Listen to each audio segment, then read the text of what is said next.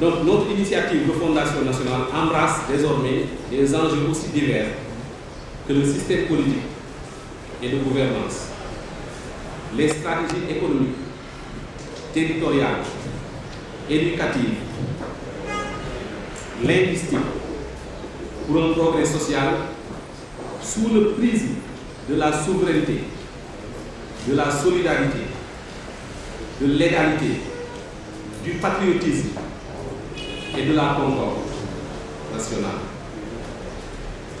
Elle a pour ambition d'animer ou de connecter nos institutions et leur fonctionnement aux réalités sociales et culturelles et aux valeurs positives auxquelles elles se réfèrent.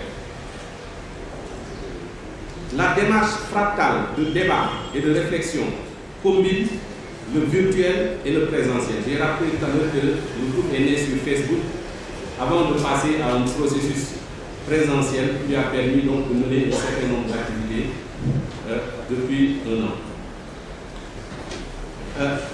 Le groupe donc combine également les positions académiques et citoyennes et un volontarisme affiché d'influer sur l'avenir du pays dans un contexte de tentative de réforme concernant la plupart des enjeux que nous avons cités.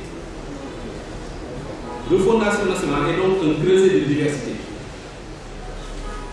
Nous comptons des gens de gauche comme de droite, des gens de divers horizons qui combinent la production d'idées et de savoirs nouveaux, l'influence politique sur les enjeux d'aujourd'hui et de demain, des propositions de solutions dans des domaines qui impactent la vie des Sénégalais, où qu'ils se trouvent.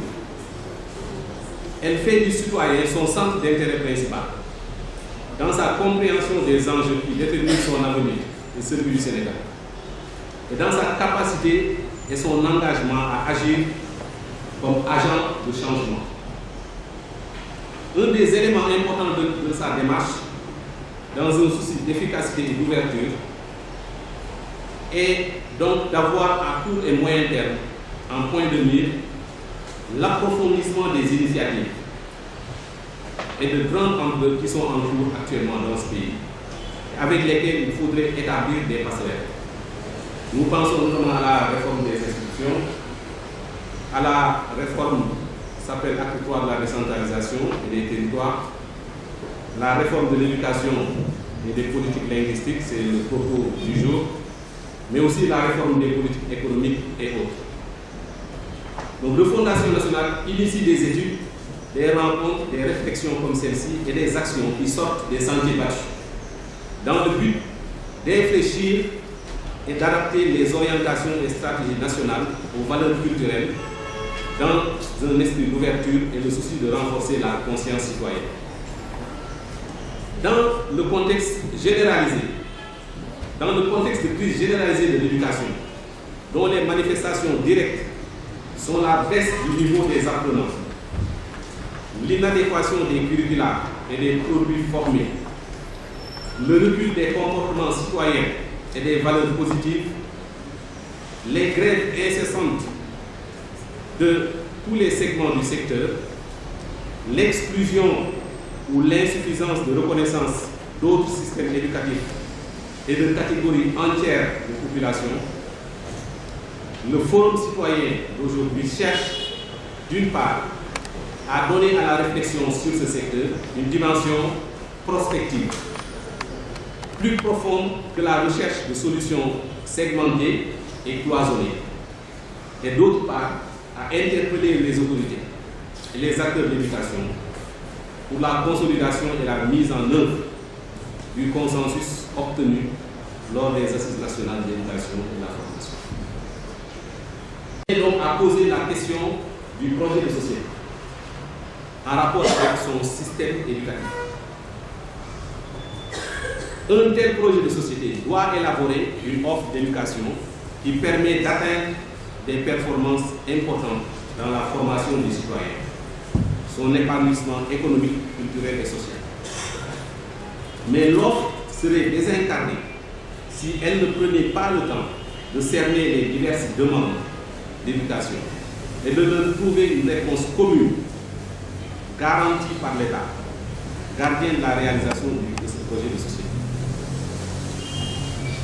En considérant donc tous ces éléments, le groupe de fondation, comme le groupe de recherche, de réflexion sur l'éducation, propose à l'État du Sénégal et à tous les acteurs une refonte et une refondation du système. Nous avons dit avant les assises, nous reprenons cette proposition.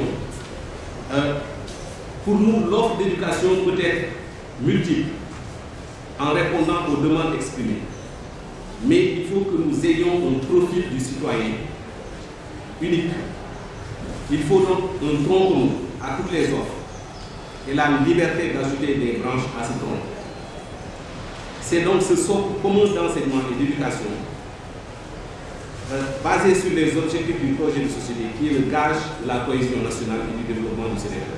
Collectivement par nos trois organisations, Refondation nationale, Grèce, COSIDEP, pour cette action qui consiste à penser l'éducation dans notre pays, analyser, à orienter leur système éducatif.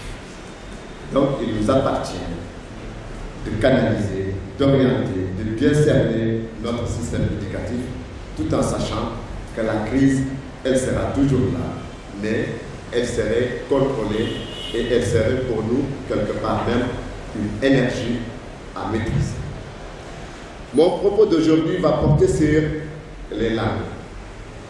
Le texte que je vais présenter devrait a priori être présenté par ma collègue Fatkine Kamara, qui est la fervente défenseur d'ailleurs de cette idée que nous défendons ensemble. Mais j'aurais voulu que ce soit elle qui le fasse aujourd'hui. Malheureusement, elle a cours. Et moi-même, j'ai cours à midi. Donc, c'est l'occasion de vous dire également que je partirai un peu plus tôt. Enseignement bilingue. S'inspirer des méthodes donc déjà appliquées dans les écoles et lycées bilingues. Cette communication repose sur donc les 4 points. Le premier, c'est celui que je viens de citer. Le second serait comment commencer et par où commencer. Le troisième point, c'est que vous présentez des résultats où cela a bien réussi. Et le quatrième et dernier point, c'est retracer toutes les difficultés que l'on peut bien traverser et proposer des solutions. Donc il y a quelqu'un qui disait qu'il faut dépasser la théorie, il faut désormais aller à l'action. Donc le premier point.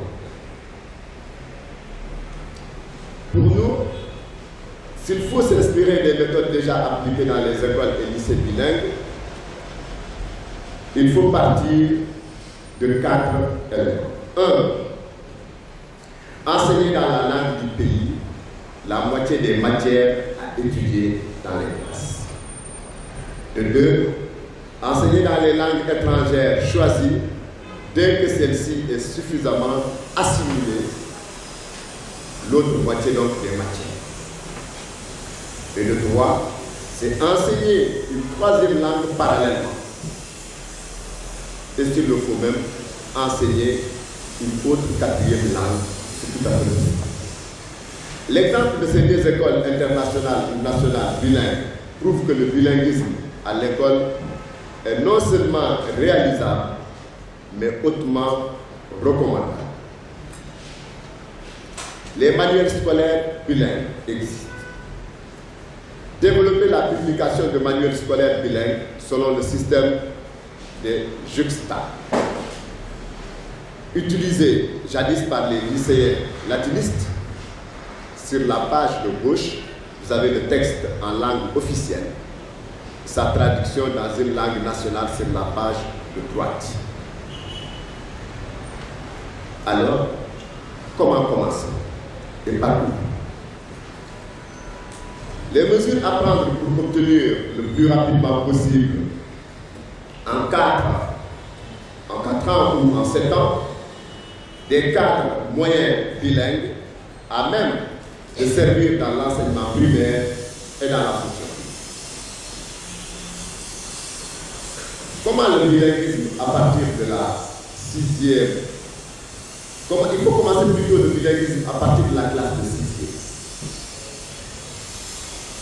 par la première année de l'enseignement secondaire. Et pourquoi? Parce que tout en maintenant, bien sûr, les efforts déjà entrepris au niveau des premières classes de l'enseignement primaire, parce que l'enfant aura déjà un système de réflexion, un canevas lui permettant de discerner les sciences et la littérature.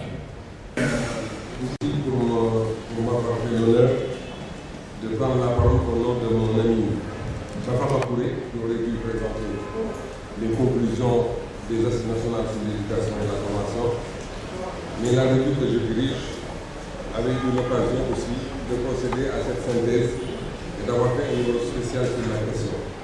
Donc, ce sont là des éléments de facilitation, peut-être de la communication. Les recommandations essentielles ont été résumées en 10 points.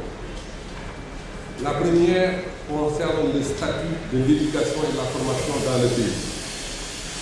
Comment passer d'une gestion institutionnelle et étatique de l'éducation à une prise en charge par l'ensemble de la société des questions d'éducation et de la formation. D'où la nécessité d'obtenir au moins 3 éléments ou 3 résultats clés de l'ensemble de la société sénégalaise, de l'ensemble des acteurs de ce pays et une bonne appréhension et une bonne connaissance à la fois des orientations de l'éducation et de ses stratégies de mise en œuvre. C'est un premier niveau de connaissance. Le deuxième niveau de connaissance concerne le deuxième niveau, au niveau de cette adhésion, au niveau de ce haut statut social, concerne la nécessité d'obtenir l'adhésion de l'ensemble des parties prenantes par rapport aux recommandations qui sont faites pour développer l'éducation. Et enfin, il faut obtenir un soutien actif de l'ensemble des parties prenantes par rapport à la mise en œuvre des solutions qui sont envisagées pour améliorer l'éducation dans notre pays. Ça, c'est la première grande recommandation. Passer d'une gestion étatique et institutionnelle à une prise en charge de l'éducation et de la formation par l'ensemble des parties prenantes de notre société. La deuxième recommandation porte sur la nécessité de mettre en avant les valeurs universelles. Il va sans dire que cette recommandation fait suite à un certain nombre de constats faits sur le déclin des valeurs, etc. Et ainsi, 4 valeurs universelles fondamentales ont été mises en avant.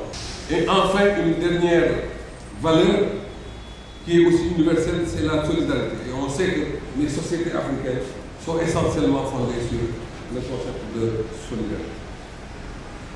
Faire en sorte que l'apprenant puisse continuer à apprendre et à entreprendre, voilà un peu ce que résume cette recommandation.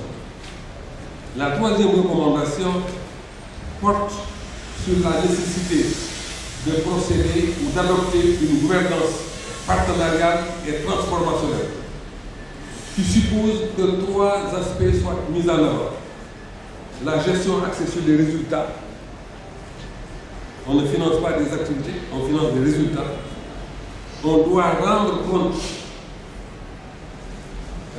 à tous les niveaux du système éducatif par rapport aux résultats pour lesquels chaque structure ou chaque personne a été nommée ou responsabilisée, rendre compte.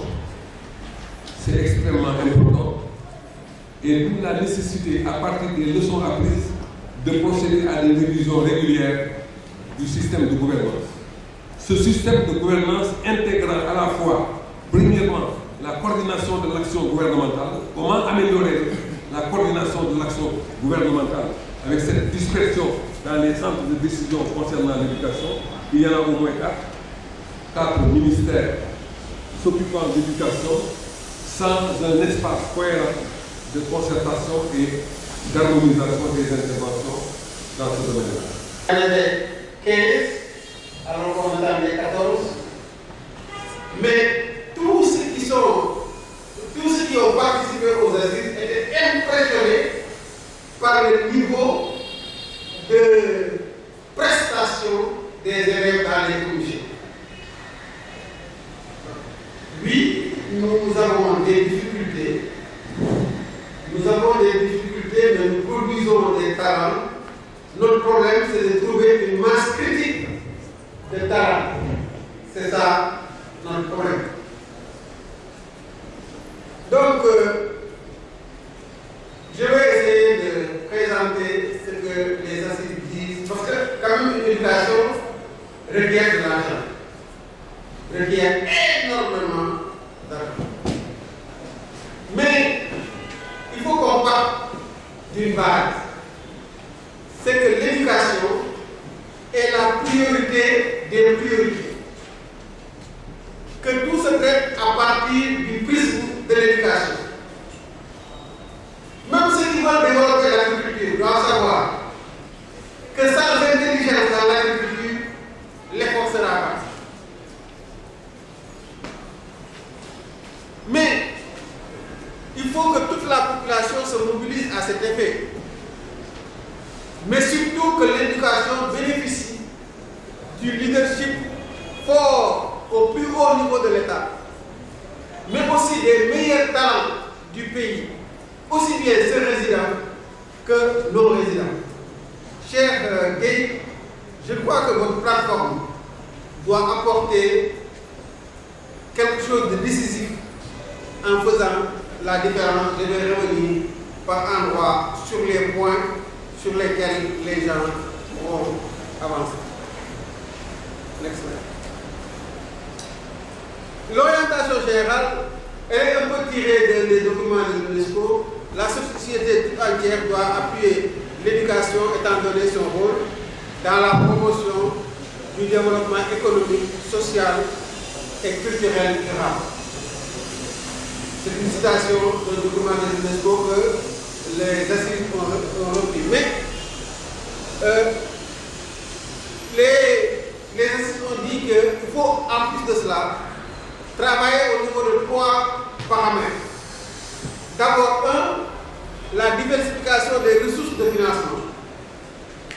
Et pour diversifier ça, ils ont ciblé les fonds publics, les fonds de la société civile, les fonds privés, mais aussi, comme deuxième axe, l'optimisation des ressources financières. Et troisième axe, la réduction des comptes. Next slide. Naturellement, la soutenabilité du financement de l'éducation et de la formation s'articule sur une nouvelle gouvernance transformationnelle, inclusive et transparente. Donc, ce qu'on dit sur le financement est en résonance avec la gouvernance. Et si je parle de gouvernance, il y a Cheikh Touré là-bas qui regarde est-ce que j'ai été fidèle à ce qu'il a dit parce qu'il a présidé la commission de gouvernance des assises de l'éducation et de la formation.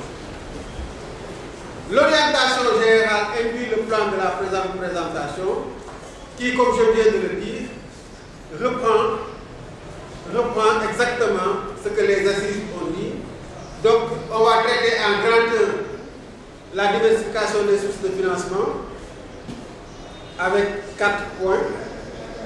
Les fonds publics, les fonds de la société, les fonds du secteur privé, les fonds des partenaires techniques et financiers. En grand 2, comment optimiser les ressources. En grand 3, rendre compte.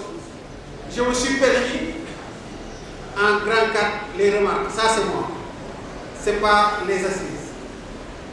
Mais je voudrais signaler que tous les documents des assises sont sur le site web des assises.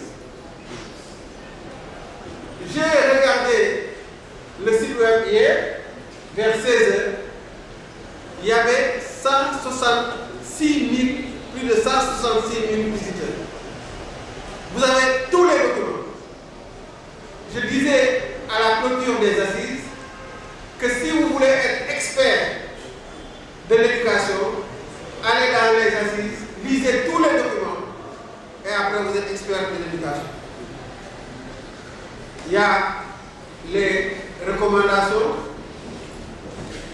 il y a les actes des assises maintenant, il y a les recommandations des régions, il y a les recommandations des commissions thématiques et il y a des discussions des uns et des autres. Sur les fonds publics, au niveau de l'État et de ses démembrements, c'est vrai que l'État nous dit je mets 40% de mon budget de fonctionnement. Bon, c'est beaucoup, hein. Mais quand même, l'État n'atteint pas encore 6% de son PNB. Donc, la commission technique a travaillé sur les niches qui restent à l'État. Donc, ils ont proposé l'amélioration de la contribution de l'État par l'augmentation du budget de l'État, vous excuserez la faute, ou par l'augmentation de la part du PIB dédié à l'éducation. Il y a un pays qui est à 10% en Afrique, le Sénégal est à 6%. Augmenter et mieux orienter les ressources publiques en faveur de l'éducation et de la formation, respecter tous les engagements contractuels, notamment la mise à disposition dans les délais de tous les intrants locaux, fonds de contrepartie, etc. Sécuriser le BCI réservé à l'éducation. Nous, on va proposer, la banque éducative va venir, et on propose que l'État mette le BCI dans la banque éducative. Parce que l'État met le BCI et s'ajuste par le BCI. Donc il y a un problème. Créer une microtaxation sur les appels téléphoniques internes au bénéfice de l'éducation en général, des sciences et techniques en particulier. Next slide. Rechercher les diverses sources d'allocation, susciter des microdonations des travailleurs sur leur salaire, mettre en œuvre une nouvelle stratégie fiscale adossée au Code général des impôts, dont les principaux axes sont l'élargissement de l'assiette par le recensement, la rationalisation des dépenses fiscales qui supprimerait les exonérations à faible portée économique et sociale, la lutte contre l'évasion fiscale et la fraude fiscale, l'amélioration du recouvrement par une modernisation des procédures. En fait, ici, les spécialistes recommandent que l'État, même s'il gardait constant le pourcentage de son budget, élargisse son budget. En volume net, il y aura une augmentation des ressources au niveau de l'éducation et de la formation. Ils ont formulé aussi des recommandations à l'endroit des collectivités locales, renforcer les moyens dédiés à l'éducation par les collectivités à travers le renforcement de la mobilisation des ressources locales pour le financement des plans locaux de développement de l'éducation et de la formation. Renforcer le dialogue de gestion, planification, mobilisation des ressources financières, suivi de l'exécution financière des plans locaux de développement de l'éducation entre collectivités locales, agences régionales de développement et autorités académiques. Renforcer les capacités des collectivités locales pour une gestion financière efficace et efficiente. Next slide. Après, ils ont traité les fonds de la société civile. Ils pensent que les parents d'élèves doivent aussi contribuer, les élèves, mais surtout les anciens élèves. Mais nous tous là, nous sommes des anciens élèves. Nous tenons nos positions sociales par les parchemins qu'on a reçus au niveau de l'école. Qu'est-ce qu'on fait pour l'école? Le retour des anciens, ce n'est pas seulement pour le financement. C'est pour inscrire dans l'imaginaire des enfants qu'ils peuvent par l'école aussi réussir. C'est pour susciter le respect des enseignants vis-à-vis des apprenants. Quand les enseignants respectent les apprenants, on a un cercle vertueux. Mais aussi c'est pour des libéralités. Je vais revenir sur ce qu'on peut faire là-dessus. Renforcer l'information et la sensibilisation communautaire pour une école communautaire est un outil de développement local. Appuyer l'organisation des communautés autour des écoles, établissements. Renforcer la participation et la responsabilisation des communautés à la gestion des écoles établissements. Organisation non gouvernementale, là aussi, ils ont formulé des recommandations. Ils ont reconnu d'abord la place et le rôle des ONG dans le système éducatif. Il y a plein d'endroits où l'État n'est pas allé, et ce sont les ONG qui sont là-bas et qui font un travail remarquable. Mais ils recommandent d'articuler leurs interventions aux priorités nationales traduites dans les documents de planification du secteur et rendre compte du bilan de leur intervention auprès des autorités institutionnelles bénéficiaires. Il ne faut pas que les gens aillent en soliste et ne travaillent pas en résonance avec ce qui est arrêté. Ils ont adressé aussi le secteur privé de développer un plaidoyer pour le renforcement de l'appui des entreprises au développement des écoles et établissements, encourager les entreprises à orienter le RSE dans l'éducation. Là, il faut saluer la création d'une fondation du secteur privé pour l'éducation. Le secteur privé a créé une fondation et son objet, c'est d'appuyer l'éducation. Je crois que depuis qu'on a fait les assises, peut-être qu'ils ont reçu leur reconnaissance parce qu'on avait demandé aussi qu'on reconnaisse cette fondation. Formaliser localement en rapport avec les autorités institutionnelles, académiques et collectivités locales les appuis des entreprises aux écoles et établissements pour plus de visibilité, de traçabilité dans le cadre de la réduction des comptes et de la prévisibilité pour les bénéficiaires. Favoriser le partenariat avec la fondation, avec le financement public, les FPT, à travers notamment l'alternance, la formation professionnelle et technique. Favoriser le partenariat avec la formation professionnelle et technique à travers notamment l'alternance, établissement entreprise dans la formation, l'accueil des stagiaires, la participation aux organes de gestion. Il est important que dans l'enseignement technique et la formation professionnelle, qu'on donne plus de place au secteur privé, aussi bien dans la gouvernance que dans l'ingénierie de formation, que dans l'accueil des formés, mais aussi dans l'appui à la création et à l'ouverture du marché. De recenser et de reconnaître les actions des entreprises pour l'éducation. On a aussi traité de l'environnement bancaire. Ici, on change totalement de modèle. Le modèle d'inspiration française, là, on l'élargit un peu. Explorer le secteur financier pour le financement de l'éducation, notamment par les fondations, par les fonds. Les États généraux avaient proposé un fonds de l'éducation. Par le WAP, je crois que le gouvernement explore le WAP, mais aussi par les banques, etc. Ça va être très bref parce que je vais être très provocateur. J'interviens en tant que citoyen, pas en tant que membre du conseil d'administration. Alors je signale que je fais partie des citoyens sénégalais. Tous les enfants qui sont dans la rue dans ce pays. Alors les amis qui sont intéressés, je ne vais pas les développer. Il faut prendre contact avec Charles Ouattiguaï qui est dans la salle, parce qu'on est dans la même association, on s'occupe de l'éducation des adultes, ou Mignal qui est derrière là-bas. Bref, je crois que ceux qui sont intéressés, maintenant j'interviens sur ce que j'ai entendu à propos de l'éducation. J'interviens après mon recteur, mon parent, donc celui qui préfère que je l'appelle, chers collègues. Je l'appelle pas mon camarade. Alors, je vais intervenir sur trois choses. D'abord, la méthode, le problème de la méthode. J'ai entendu beaucoup de choses sur les problèmes de crédibilité et de respect. Il a parlé de respect. Dans ce pays, il faut qu'on se respecte et il faut qu'il y ait une crédibilité. Qu'est-ce que j'entends par là? Mais la première chose à faire, ça fait. Moi j'étais vice-président, Abdou Salam était président. Ça fait plus de 6 mois, 7 mois. Le 13 juin 1940. On a terminé les assises. Alors que la chose la plus, là je parle aux rapporteurs, les rapporteurs, ce que je dis là, ça intéresse les rapporteurs. La première chose à faire, c'est les structures de suivi. Ça ne sert à rien.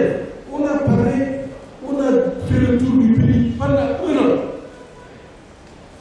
Aucune structure de suivi pour la mise en œuvre. C'est pas sérieux. C'est pas sérieux. Et nous tous, on risque d'être victimes de ce qu'on appelle le syndrome de Peter. C'est c'est le seuil d'incompétence. C'est-à-dire que tout, vous connaissez tous des incompétents parce que ce qu'on dit, ben, on ne l'applique pas, ça n'a aucun sens. Première chose, donc président, vraiment respect, crédibilité. Il faut des structures dessus, il faut des médiateurs à tous les niveaux. Je ne développe pas, vous savez ce que je veux dire. Il y a beaucoup de choses. Deuxième chose, c'est rigueur. On a parlé de divergence entre Senghor et Cheikh Anta. Il y avait principalement deux questions de méthode. Parce que c'est paradoxal. Ce n'était pas seulement des méthodes, il y avait également d'autres questions politiques, vous savez, etc. Mais ils ne s'entendaient pas sur le problème. Quand est-ce qu'il faut commencer quelque chose? Tous les deux, on parlait des langues nationales, etc. Mais il y avait des problèmes de méthode. Senghor pensait qu'il fallait faire plusieurs thèses avant de mettre en œuvre. Cheikh Anta ne pensait pas qu'il fallait attendre qu'à l'université de Dakar qu'il y ait beaucoup de thèses. Donc il y avait des problèmes de méthode. Mais je ne développe pas. J'insiste sur la question de méthode parce qu'aujourd'hui, ce qu'il faut faire, président rapporteur, il serait bon qu'on recense les bonnes pratiques. Semaine dernière, j'étais à Abdussalam, au truc de l'arrêt, à la rencontre de l'arrêt. Mais au Sénégal, il y a énormément de bonnes choses. Notre camarade qui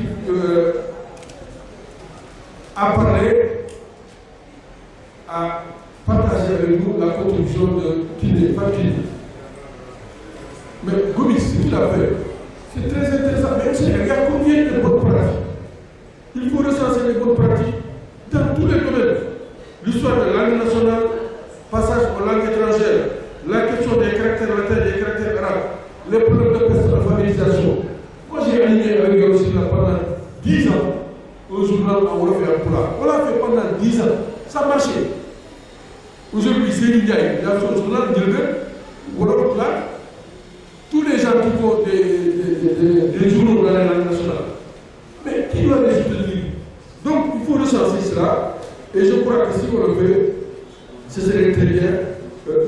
Toujours dans les bonnes pratiques, dégager des moyens durables. Nous savons bien de parler des moyens. Je signale que, aussi, à Trust Africa, il y a un livre que j'ai lu dans la maison qui s'appelle African Philanthropy. Puis, African Philanthropy, il y a tellement de choses qui ont été faites aussi pour prendre de l'argent un peu partout.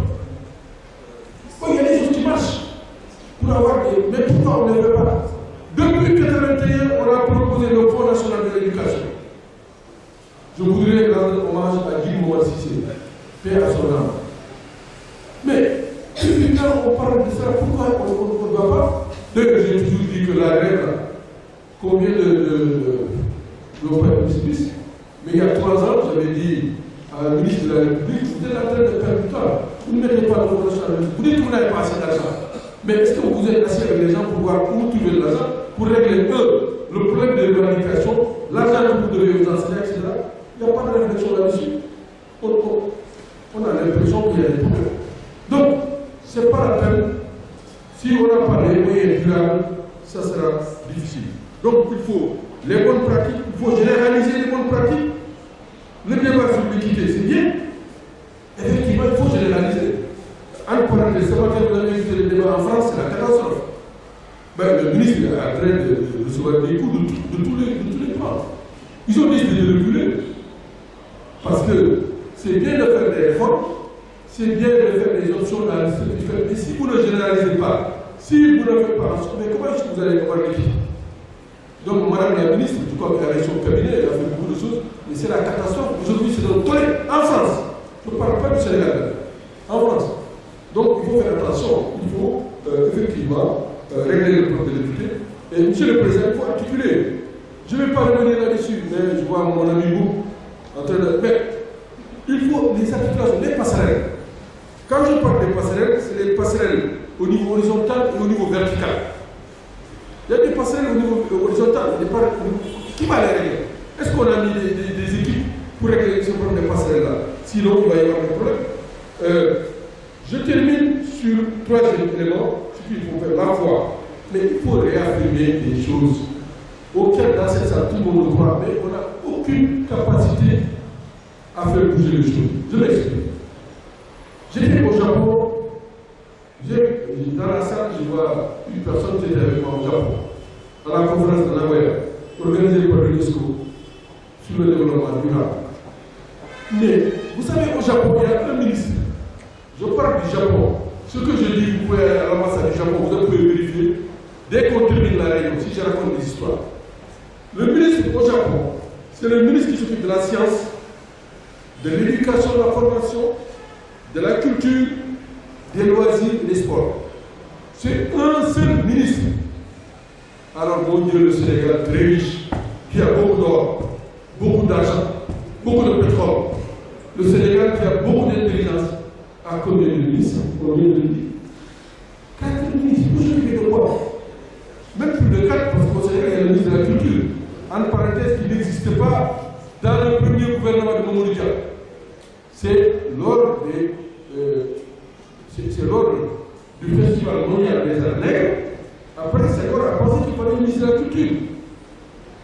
Bon, je ne parle pas des autres ministres là, du sport, tout ça.